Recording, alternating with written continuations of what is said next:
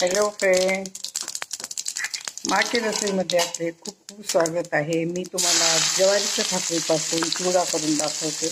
आता हे का त्याच्यासाठी ना मी कांदे फोडणी घेतली, जिरे मोहरी टाकून फोडणी घेतली, कांदे टाकले त्याच्यामध्ये। आता हे काही ही ज्वारीची भाकरी आहे, त्याच्यामध्ये हे थोडी मिरची टाकली, थोडा काळा मसाला टाकला, थोडी हळद टाकली, थोडं मीठ टाकलं, थोडी साखर टाकली, शेंगदाण्याचं कूट टाकले। आता आपल्याला ना ह्याच्यामध्ये वाटाणे टाकायचे। तर वाटाणे साबूत टाकू शकत नाही आपण। वाटाणे जर साबूत टाकले तर ते अंगावर येते थोडी, म्हणून मी काय केलं, ह्याच्यामध्ये कांदा भाजला आणि हे कच्चे वाटाणे कुटून घेतले। आता कोथिंबीर घेतली आणि थोडी मेथी घेतली।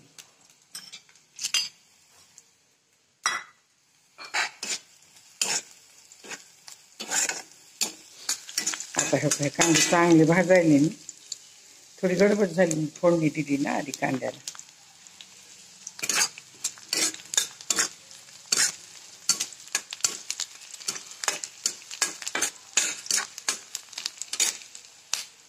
आता ह्याच्यामध्ये ना थोडी कोथिंबीर टाकते। आता कांदे चांगले भाजले, लसण टाकायचं राहिले बरं का, लसणाची पेस्ट केलेली माझ्याकडे ती टाकणार आहे, तुम्ही लसण टाका ह्याच्यामध्ये कुठून।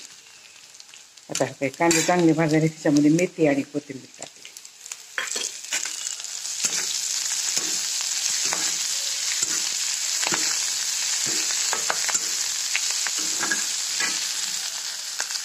आता ह्याच्यामध्ये वाटाणे टाकते, म्हणजे चांगले शिजून निघते।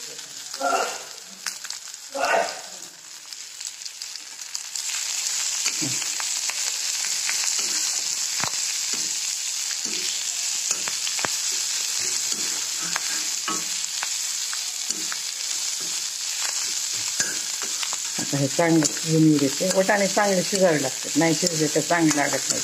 आणि साधीत टाकले तर ते अंगावर येते बरं का, म्हणून तुम्ही कधी पण असंच टाका। कस्तुरी मेथी टाक, तुमच्याकडे मेथी ताजी नसली तर कस्तुरी मेथी टाका बरं, ते पण छान लागतं। आता हे काही चांगलं शिजू देते।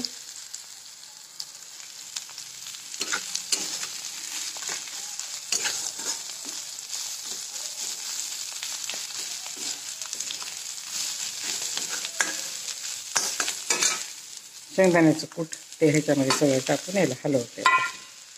भाकर ताजी होती भाकरी, म्हणून त्याला ना मी मिक्सरमधून काढलं नाही, तुम्ही मिक्सरमधून काढू शकता। खूप बी बारीक झाली तर ती चांगली लागत नाही, आणि खूप मोठी पण राहिली तर ती चांगली लागत नाही। आता ह्याच्यामध्ये ना थोडं पाणी टाकून तिला थोडं मऊ होऊ देते मी। थोडं पाणी टाकायचं, जास्त नाही टाकायचं। आता हे बघा, मी भाकरीपासून चिवडा बनवला बरं का, ज्वारीची भाकरीपासून। साहित्य तर तुम्हाला सगळं दाखवलेलंच आहे। हे मऊ छान झालं बरं का, मऊ व्हावा पोटात, नाहीतर पोटात दुखते। माझी जरीची भाकरी, ज्वारीच्या भाकरीपासून चिवड्याची रेसिपी तुम्हाला आवडली असेल तर सबस्क्राईब करा, लाईक करा, बेल आयकॉन क्लिक करून कमेंटमध्ये मला सांगा की तुम्हाला माझी ही रेसिपी कशी वाटली। धन्यवाद।